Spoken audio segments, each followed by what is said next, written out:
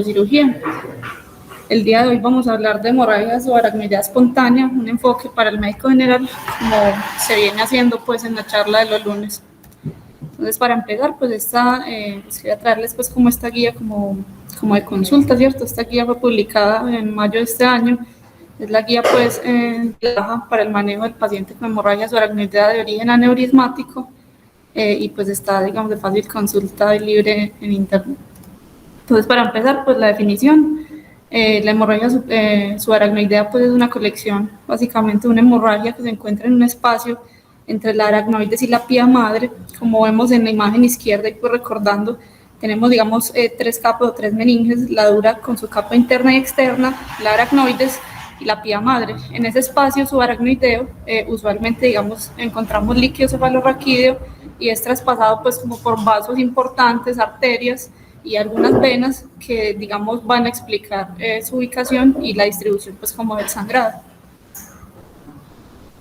De manera, digamos, importante y como a grosso modo, la hemorragia subaracnoidea traumática se divide en etiología, subaracnoidea se divide en etiología traumática y no traumática o espontánea, que será pues como el objetivo de la charla. La principal etiología o la principal causa de hemorragia subaracnoidea siempre será el trauma. Sin embargo, este tendrá pues como un manejo diferente y pues digamos no requerirá los estudios que se van a explicar.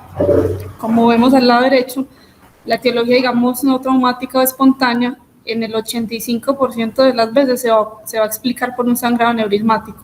15% de las veces será de origen no aneurismático y esto ya se distribuirá en diferentes causas pues que vamos a mencionar.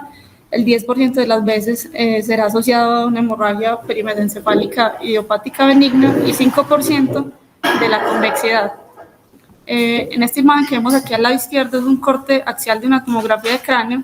Lo que logramos pues como apreciar, como pueden ver, es un sangrado que se ve hiperdenso en la tomografía, blanco con respecto al parénquima y que sigue ese trayecto de los surcos en la parte de la convexidad, en la parte más lateral de los hemisferios, y como podemos ver al lado derecho se asocia además a un hematoma subdural agudo y evidencia de trauma en tejidos blandos, que sería pues como hallazgos que nos sugerirían también la etiología.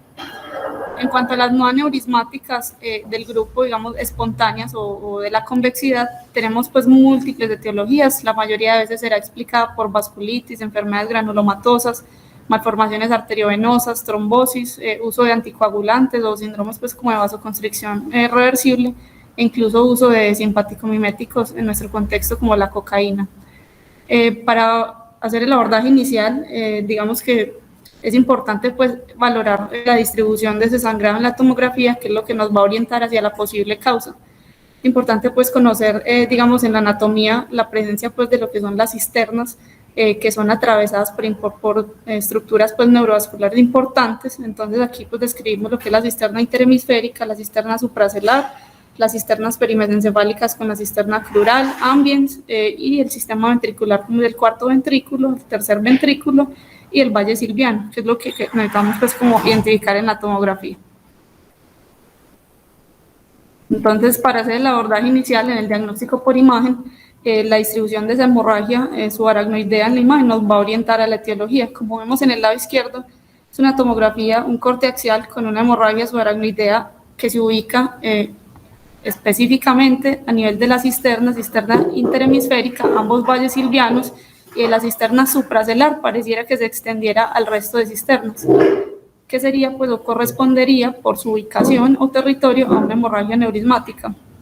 En la imagen de la mitad podemos ver hacia la convexidad, hacia la parte más lateral y superior de los hemisferios, una colección o una hemorragia que se ve pues hiperdensa, como le expliqué, que sigue los surcos, ubicada pues como hacia la convexidad. En este contexto la etiología sería distinta, como les mencioné, posiblemente asociada a vasculitis, anticoagulación u otras etiologías diferentes a la aneurismática.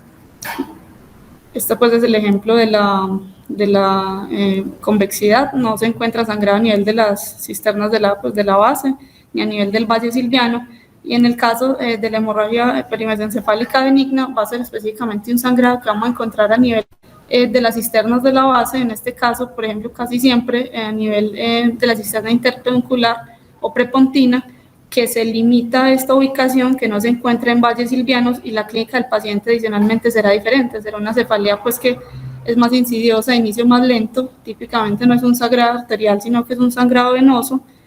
Tendrán estudios pues angiotago, arteriografía negativos, y pues el pronóstico será mucho más positivo, no digamos con la misma gravedad que el contexto del sangrado aneurismático.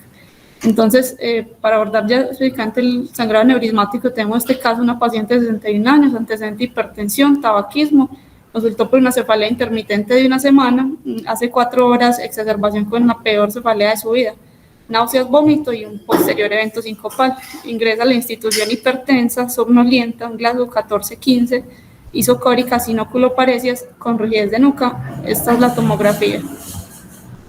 Entonces, como podemos ver, tengo una paciente con una hemorragia subaracnoidea gruesa a nivel de las cisternas pues, supracelular, interhemisférica, se extiende a ambos valles silvianos y a las cisternas perimesencefálicas. No hay pues como dilatación o hidrocefalia, pero se alcanza a ver algo de sangrado a nivel del cuerno occipital izquierdo, como compromiso pues intraventricular, ¿cierto? Con esto la clasificamos como una Fisher 4, un IGES 3, WFNS D2. Entonces, la hemorragia subaracnoidea de origen aneurismático específicamente representa el 85% de los casos. Tiene una incidencia variable de 2 a 16 por cada 100.000, un predominio claro en determinados países como Finlandia y Japón, donde pueden llegar a ser hasta 22, pero esta tiene una importancia en cuanto a, o digamos particular importancia en cuanto a su altísima carga de morbimortalidad. Hasta el 22 a 26% de los pacientes fallecen antes de llegar al hospital y el 13% pueden morir, digamos, intrahospitalariamente. De los que sobreviven, la mitad va a tener unas secuelas pues graves. Hay una discreta predisposición hacia las mujeres, una mayor prevalencia en raza negra hispana y una edad media por encima de los 50-55 años.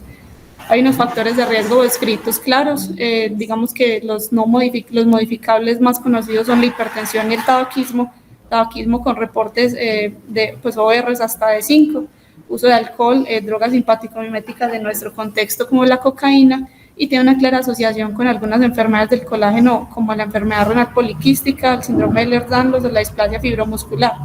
Se ha descrito adicionalmente que tiene cierta relación para su ruptura con la época del año. Se dice que en invierno y otoño también se presentan mayores tasas de ruptura en nuestros países, pues en estaciones, en las épocas de lluvia. También tiene pues como cierto grado de agregación familiar, que puede llegar a un riesgo hasta el 12% cuando se cuenta con 2 o más familiares pues en primer grado con este antecedente. En cuanto a la etiología o la fisiopatología como tal, estas lesiones pues los aneurismas son digamos lesiones que pueden ser saculares o unas dilataciones digamos que pueden ser saculares que van a tener ciertas características, como son que se suelen ubicar en bifurcaciones o en áreas de ramificación de arterias principales, generalmente en giros o curvas, que se dice que van a tener cierta alteración hemodinámica, van a sufrir, digamos, un estrés hemodinámico dado como por esa onda de pulso o martillo de agua que, digamos, tras su golpe constante va a generar una degeneración de esa lámina elástica interna y pérdida de la túnica media, llevando pues a la dilatación como tal, que se dice que tendrá un cuello y un domo, y ese domo estará dirigido hacia donde apunte pues como el martillo de agua. La ubicación usual casi siempre es de circulación anterior. La ubicación usual o más común es a nivel de la arteria comunicante anterior, el 36% de los casos, 26% en la arteria cerebral media y hasta el 18% a nivel de la comunicante posterior. Es importante porque describen que hasta 10 a 20% de los pacientes tienen aneurismas múltiples, por lo que cuando se busca pues la etiología de la hemorragia subaracnoidea se debería poner atención pues en evaluar que no hayan lesiones simultáneas. En cuanto a clínicas, pues es muy variable. Sin embargo, la clínica más típica, lo más común conocido, es el paciente que se presenta con una cefalea en trueno. Esta cefalea se escribe en trueno, dado que logra, digamos, una mayor intensidad en el primer minuto de presentación. Suelen describirla como la peor cefalea de su vida. Esta se puede asociar pues como a otros síntomas como náuseas, vómito, alteración de la conciencia e incluso convulsión en porcentaje menor, pero que cuando se presenta habla como de mayor gravedad. En un 19.4%, otros dicen que hasta 40%, los pacientes pueden presentar la denominada cefalea centinela, que es una cefalea que se presenta previo a la ruptura del aneurisma de 2 a 8 semanas antes de la hemorragia subaracnoidea.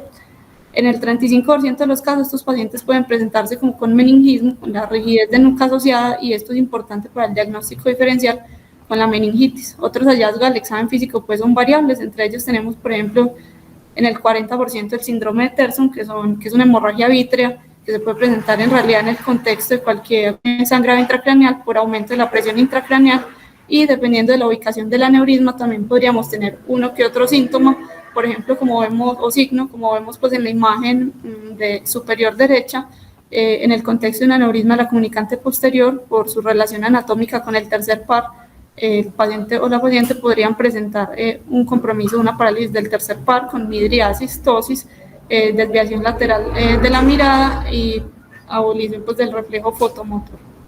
Entonces, cuando tenemos estos pacientes es importante inicialmente realizar una clasificación. Esto se va a clasificar con 3 escalas: la escala de Fisher modificada, la escala de Juni-Hess y la escala de la Federación Mundial. La escala de Fisher nos va a evaluar el riesgo de vasoespasmo, la escala de Juni-Hess nos va a hablar de supervivencia y la Federación de mortalidad.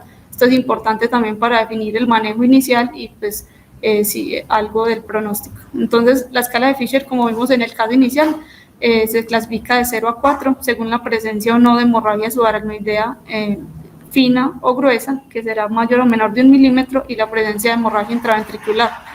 Cada grado de esto se va a correlacionar con un porcentaje, digamos, de riesgo de vasoespasmo. Entonces, como veamos, por ejemplo, en nuestra paciente, se trata de una paciente con una hemorragia subaracnoidea gruesa, como se ve en la imagen 3, sin embargo, tenía algo de sangrado intraventricular en el cuerno occipital, por lo que de entrada era un grado 4, que también, en el que también se ven incluidos todos los pacientes con un hematoma o una hemorragia intraparenquimatosa desde el ingreso. Las otras 2 clasificaciones que tenemos es la escala de Juni-Hess y la escala de la Federación Mundial. Estas 2 son unas escalas clínicas que se evalúan también al inicio y nos van a hablar pues básicamente de la gravedad del sangrado y del compromiso del paciente, y es importante pues definir porque las digamos hemorragias de más alto grado, 4 y 5, podrían tener un manejo ya diferente. Entonces, en el abordaje inicial, ¿cuál sería entonces la imagen inicial? ¿Cuándo se indica punción lumbar? ¿Cómo se interpreta? ¿Y cuál sería el gol estándar para el diagnóstico? Entonces, tomando las recomendaciones pues, de la guía AJA 2023 que les mencioné, tenemos que, si tenemos un paciente que cumple con la historia descrita, tiene factores de riesgo, tiene una clínica altamente sugestiva, la imagen inicial siempre será una tomografía de cráneo, simple.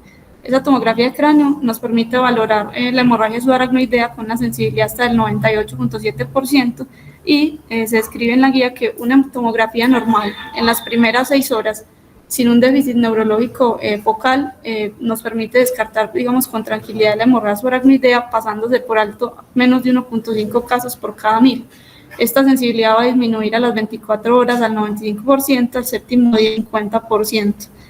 Adicionalmente, digamos que si tenemos un paciente que se enfocó de esta manera, que tiene una clínica muy sugestiva o que tiene un déficit neurológico focal al ingreso, y hacemos una tomografía que es negativa, pero persistimos pues con una alta sospecha clínica, el paciente tiene rigidez de nuca, tiene toda la clínica sugestiva, aquí es donde deberíamos indicar una punción lumbar para realizar realmente, digamos, como la confirmación, el descarte pues como tal del diagnóstico.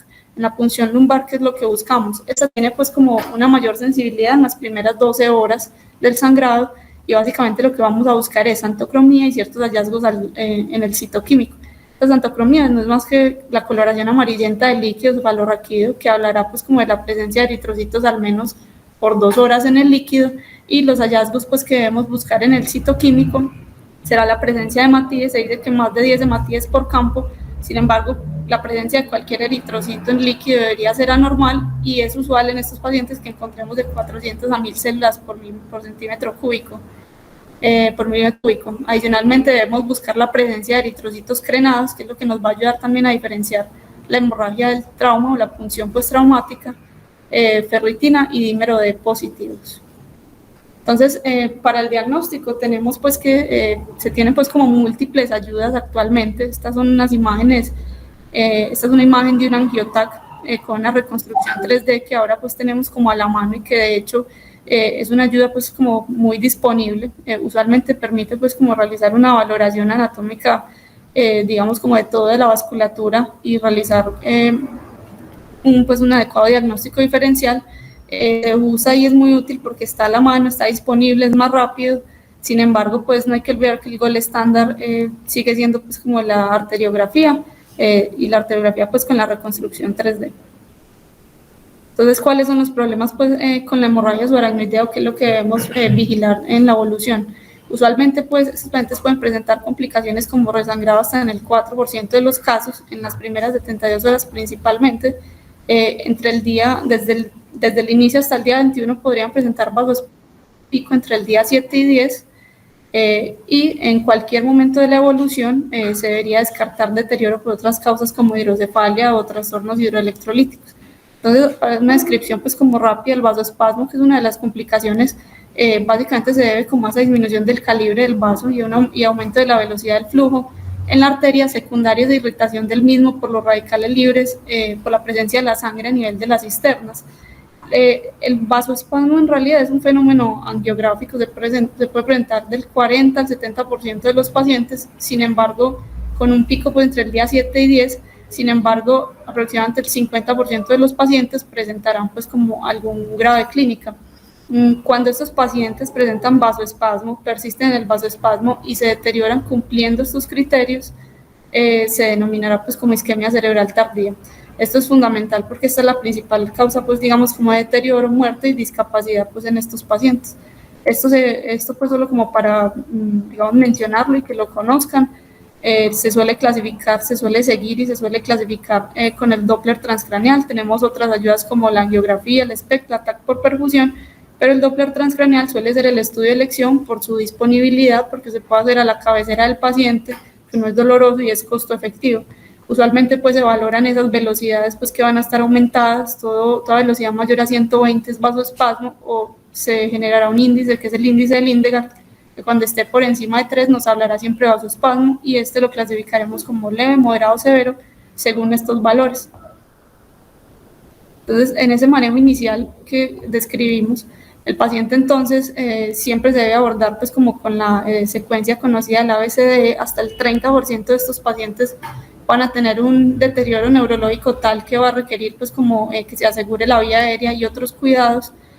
Adicional a esto, entonces se hará el manejo estándar inicial, se buscará o se elegirá la terapia de elección, se hará pues como la prevención y el manejo del vasoespasmo, como se indicará más adelante, o el manejo y vigilancia de la hidrocefalia. Todas estas indicaciones dirigidas a prevenir justamente esas complicaciones que se mencionaron pues inicialmente: prevenir el sangrado, manejar la hidrocefalia de ser el caso, prevenir y tratar el vasoespasmo y manejar otras complicaciones médicas. Cuanto al manejo médico, entonces, la guía recomienda que estos pacientes se manejen en una institución con un grupo multidisciplinario, con experiencia, que cuenten pues con una UCI neurológica, y se dice que deberían ser tratados en instituciones que cuenten con al menos con 35 o más, que traten 35 más pacientes de estos al año. Entonces, en cuanto al manejo médico, ya como tal, tenemos el punto principal a tratar al ingreso del paciente. Como vimos, por ejemplo, en la paciente del caso clínico, estos pacientes suelen presentarse pues hipertensos. ¿Cómo se manejaría entonces previo al aseguramiento del aneurisma? Se dice que más que la hipertensión, la hipotensión y la variabilidad, los cambios abruptos en la presión arterial, los que van a llevar, digamos, a peores desenlaces y a deterioro del paciente. Entonces, no se escribe, digamos, como una meta como tal, se buscará más bien la normotensión previo al aseguramiento, y en el contexto del paciente que llegue con hipertensión severa, se hará una reducción gradual, evitando llegar a presiones arteriales medias por debajo de 65. Entonces, por ejemplo, en esta guía, pues en la última guía no se comprometen realmente, no dan un valor. Sin embargo, sí se describe que valores de presión arterial sistólica por encima de 160 se asocian pues a mayor resangrado, por lo que el objetivo sería mantenerlas por debajo de 160. En cuanto al manejo médico inicial, antes pues de considerar como los bloqueadores de canales de calcio, tenemos que, si es el caso, se debería pues revertir la anticoagulación y corregir la trombocitopenia, que pues es objetivo de otra charla. No se debería utilizar profilaxis anticonvulsivante pues como de rutina, excepto en el caso de que el paciente ya haya convulsionado, y no se indica el manejo con ácido tranexámico.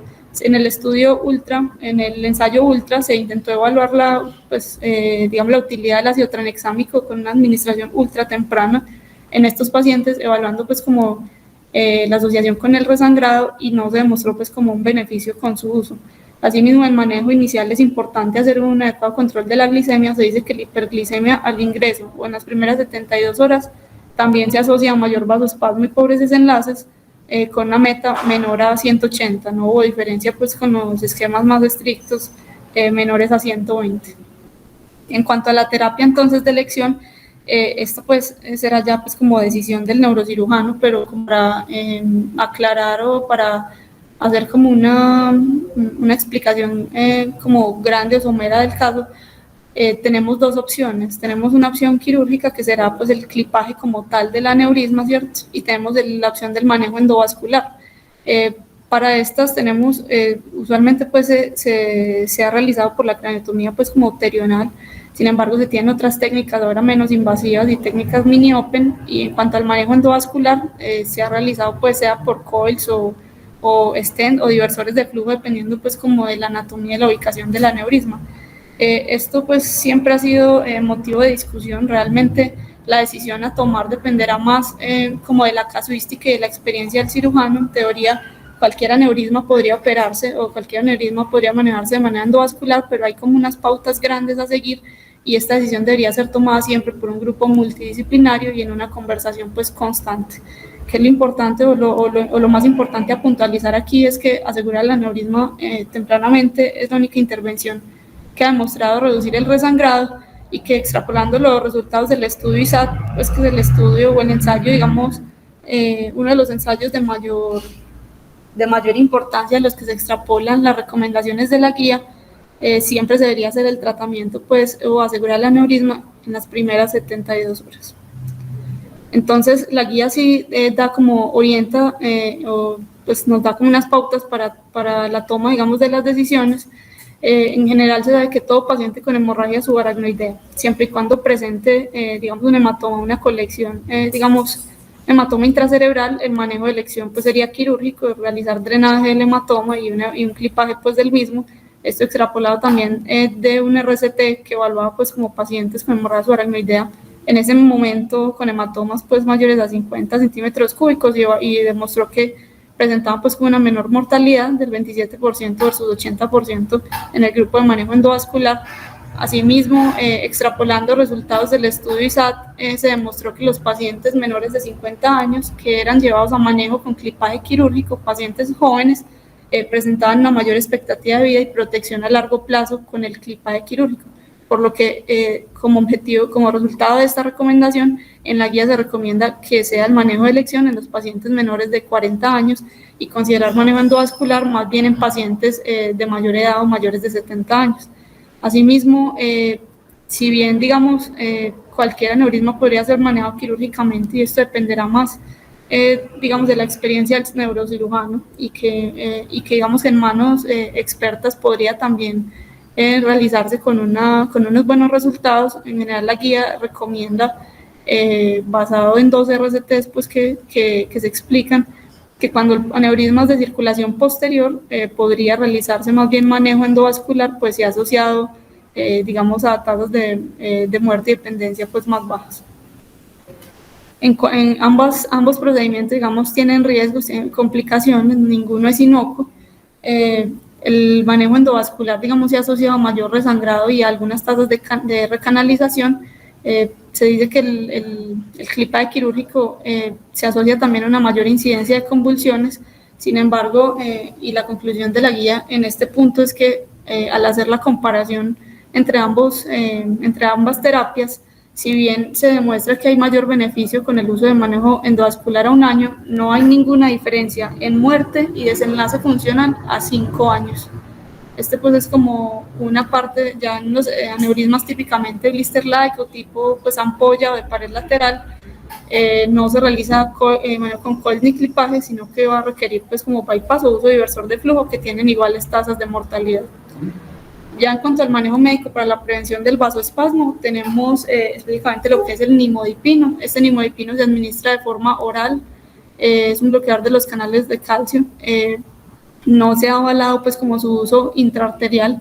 Es el único medicamento con nivel de evidencia 1A recomendado, viene a dosis de 30 miligramos y se administra a dosis de 60 miligramos cada 4 horas hasta el día 21. Este pues tiene una relación inversamente proporcional con el desarrollo de isquemia cerebral tardía y desenlace funcional. El resto de medicamentos pues como que se comentan lo que es el uso de estatinas, sulfato de magnesio, medicamentos intratecales, todavía no se recomienda su uso, y pues por ahora no se debe hacer pues como su uso como práctica de rutina pues. Luego de asegurar el aneurisma, ¿cierto? Diferente pues como al abordaje inicial y ya habiendo asegurado la lesión, el objetivo, digamos, de cuidar al paciente en una UCI neurológica y con, digamos, hacer un seguimiento estricto es adicionalmente realizar como un adecuado control de estos parámetros, como son, digamos, la presión arterial. Previamente se conocía pues como la terapia triple H, que ya, digamos, se ha abolido o se ha descartado, ya se habla más de una normotensión y una euvolemia. Más que buscar hipertensión, lo que buscamos es una normotensión, evitar la hipotensión, y se describe que en vez de hacer hipertensión, lo que deberíamos hacer es una hipertensión reactiva o dirigida ante pacientes que presenten pues como clínica o alteración en el Doppler transcranial con reporte de vasoespasmo. Esto pues porque se demostró que realizar una hipertensión profiláctica con vasoactivos, específicamente norepinefrina o epinefrina, no mejoraba, digamos, como las tasas de vasoespasmo, pero sí aumentaba las complicaciones, por lo que se debería hacer únicamente una hipertensión reactiva o dirigida. En cuanto a la volemia, previamente se hablaba del uso de coloides para buscar la hipervolemia, ahora se describe que más que la hipervolemia se debe buscar es una euvolemia y hacer uso de estos coloides únicamente para mantener una euvolemia cuando el paciente esté sedado, y que, digamos, los pacientes en los que se logren estas metas de euvolemia se puede prevenir pues como el desarrollo de isquemia cerebral tardía en un 13% versus un 32% en los pacientes en los que no. Esto pues con la limitación que tienen pues con los en cuidado intensivo para su valoración y su pues, objetiva valoración, que será pues como abordaje pues en cuidado intensivo.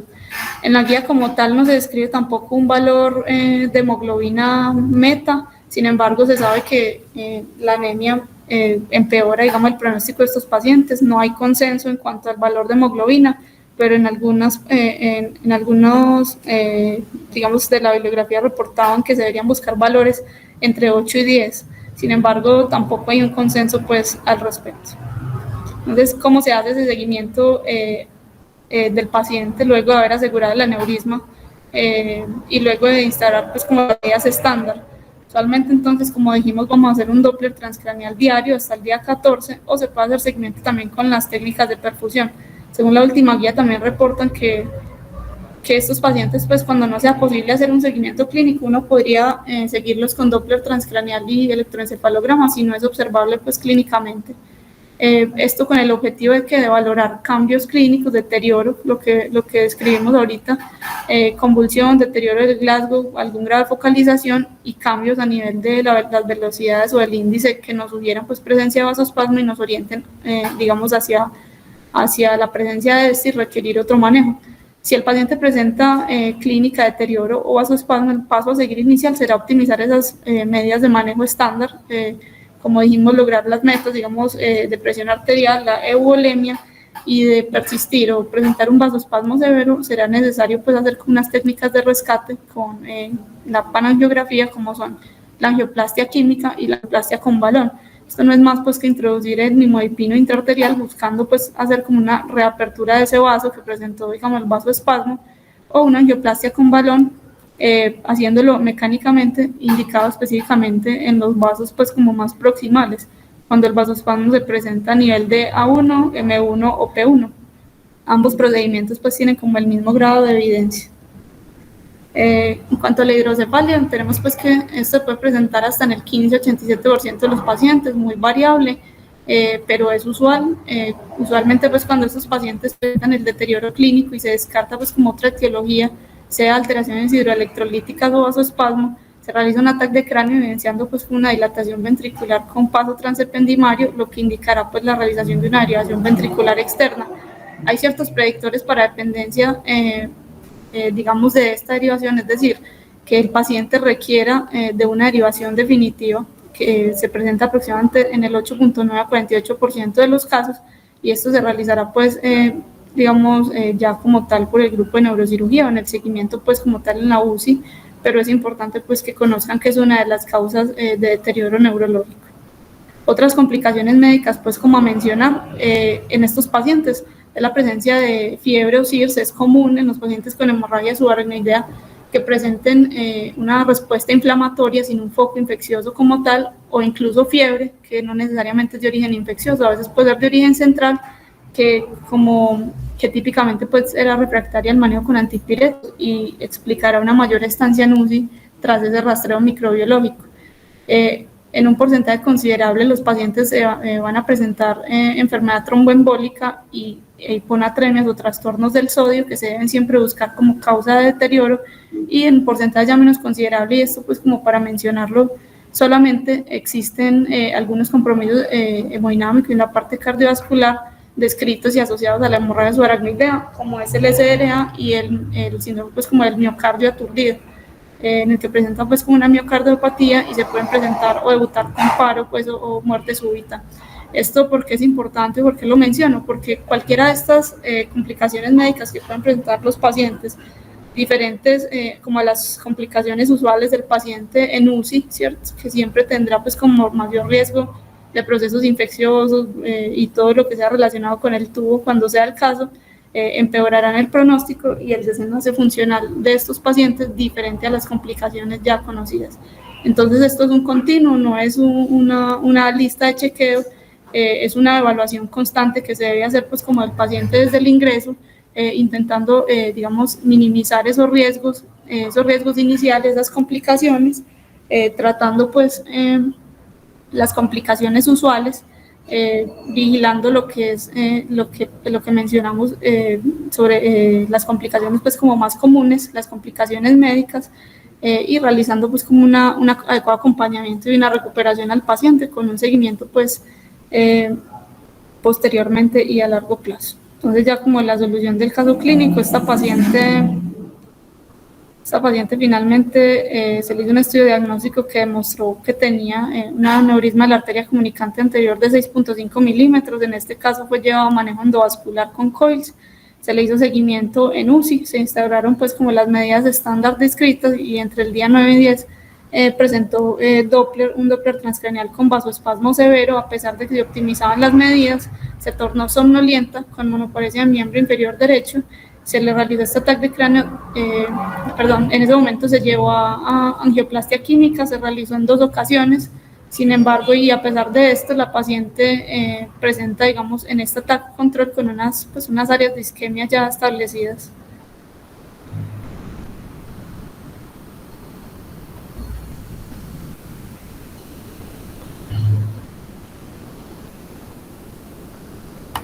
Bueno.